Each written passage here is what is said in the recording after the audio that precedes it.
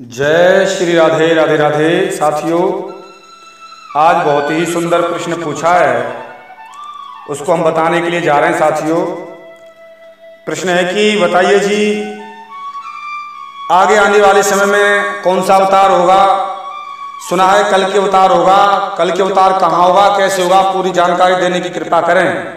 तो साथियों धन्यवाद, आपने बहुत ही सुंदर प्रश्न किया है। हम आपके प्रश्न का उत्तर देने के लिए जा रहे हैं साथियों, और ये दिव्य ग्रंथ कॉपी कोड KP से शुरुआत कर रहे हैं। तो साथियों, शुरुआत में हम आपको उसका इंट्रोडक्शन देंगे, उसके बाद में उसकी कथा बताएंगे, कैसे कैसे कहाँ कहाँ क्या क्या वर्णन है। साथियों, ये ज़्यादातर वर्णन भागवत में भी और KP में भी आया है। तो साथियों, यहाँ बताया जाता है, अगर आप हमारे चैनल पर नए हैं, सब्सक्राइब नहीं किया है तो कर लीजिए साथियों। और चलते हैं आपके प्रश्न का उत्तर देने के लिए। साथियों, यहाँ पर आया है कि कल की अवतार जो है भगवान का 10वां अवतार, और यह एक संभल ग्राम पड़ता है। इसमें आया है कि श्लोक है भागवत में 12:2-18। संभल ग्राम पुरोवस्य ब्राह्मणस्य महात्मन् भवने विष्णु यशस कल्की प्रादुर्विवस्यति।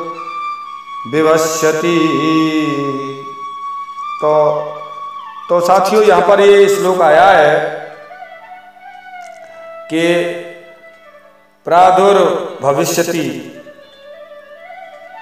तो साथियों, यहाँ पर ये भागवत में संभल ग्राम दिया है कि एक जिला है मुरादाबाद जिला। मुरादाबाद जिले में एक ग्राम पड़ता है संभल ग्राम, और उस ग्राम में विष्णु यश नाम के ब्राह्मण होंगे। उनके यहाँ पर भगवान कल की रूप में अवतार लेंगे, उनके पुत्र बनेंगे, उनके घर में प्रकट होंगे, और जो ब्राह्मण है उनका नाम विष्णु यश होगा। विष्णु यश ब्राह्मण के यहाँ भगवान पुत्र रूप में उत्पन्न होंगे, और वहीं से फिर सब जगह पूरे दुनिया में दिग्विजय शुरुआत करेंगे। तो साथियों, आपको बताया कि संभल ग्राम मुरादाबाद जिले में विष्णु यश ब्राह्मण के यहाँ कल की अवतार होगा, और वह कल की अवतार बड़े बड़े पंडित और वहाँ विष्णु यश के यहाँ आकर उनका नामकरण करेंगे, और उनका नाम कल्की रखा जाएगा। कल्की के 3 भाई और थे, चौथे नंबर के कल्की हैं जो भगवान हैं। कल्की चौथे नंबर के हैं, उनसे पहले 3 भाई और हैं, उनके नाम और सुन लीजिए। पहले का नाम कवि, दूसरे का नाम प्राज्ञ, और तीसरे का नाम सुमंत्र, और चौथे ये होंगे जो कल्की जी होंगे।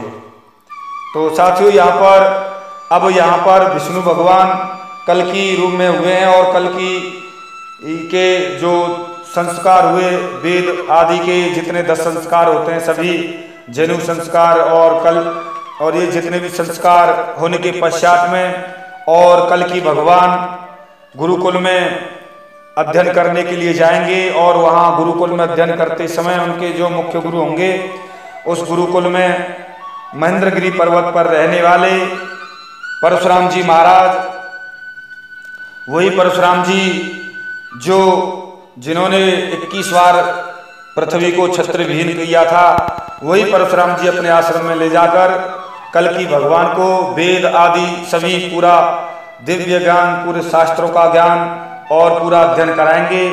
और वो जमदग्नि पुत्र परशुराम जी पूरा चारों वेद, व्याकरण और साहित्य तत्वों को, पूरा धनुर्वेद आदि और क्षत्रिय धर्म के जितने भी सभी वेदों को पढ़ाएंगे, वहाँ पर शास्त्र शिक्षा देंगे।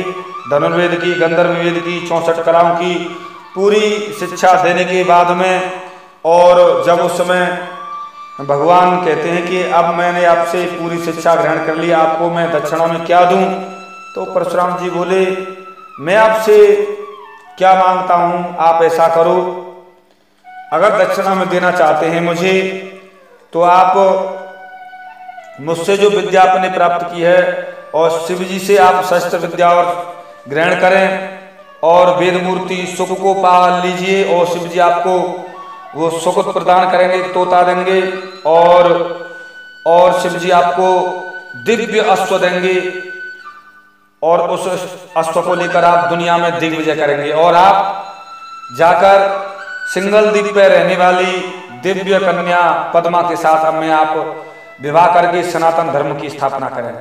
तो साथियों, यहाँ पर ये परशुराम जी ने गुरु दक्षिणा में ये चीज मांगी थी और वही भगवान ने गुरु दक्षिणा के रूप में उनको कहा कि जरूर मैं उनसे विवाह करूंगा और शिव जी के पास जाकर शस्त्र विद्या ग्रहण करूंगा।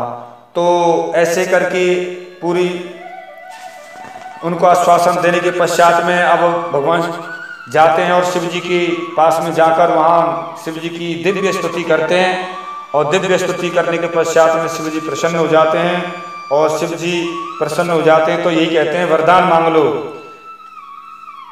और वरदान मांग लो इसी तरीके से कहते हैं। तो भगवान आपसे आप वरदान क्या आपकी कृपा हो जो मुझे दे दीजिए, इस स्तुति से आप प्रसन्न हैं मेरे से, तो आपकी जो कृपा हुई है आप कृपा कीजिए।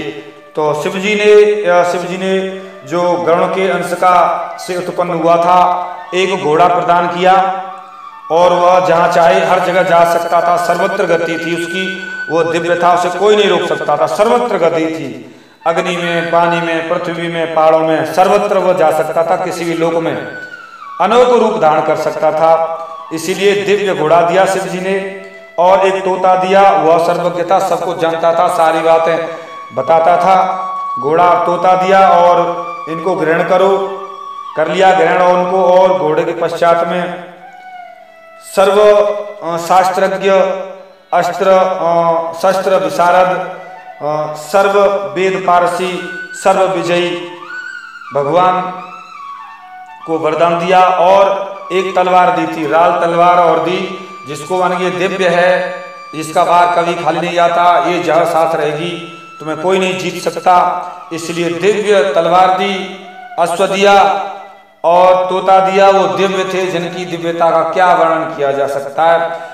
और धनुष बाण आदि भी दिए थे, परशुराम जी ने भी दिए थे। इस तरीके से देने के पश्चात में और वहां पर भगवान अपने गांव जाते हैं, वहां जाकर अपने पिताजी को सारी बात बताते हैं कि मुझे इस समय सनातन धर्म की स्थापना करनी है, अब पिताजी मुझे बताइए। तो जाकर पिताजी को बताने के पश्चात में और उधर सिंघल द्वीप पर जाते हैं, वहां पद्मावती का स्वयंवर में, वहां दिव्य स्वयंवर में वो लक्ष्मी का अवतार थी। सिंघल द्वीप में जो राजकन्या थी लक्ष्मी का अवतार थी, वहां जाकर उससे दिव्य विवाह करते हैं। दिव्य विवाह करने के पश्चात में पाणी ग्रहण किया वहां और आते हैं, आने के पश्चात में घर पे रहते हैं, उसके बाद में चारों तरफ निकल जाते हैं। निकलने के पश्चात में वहां दिग्विजय करते हैं।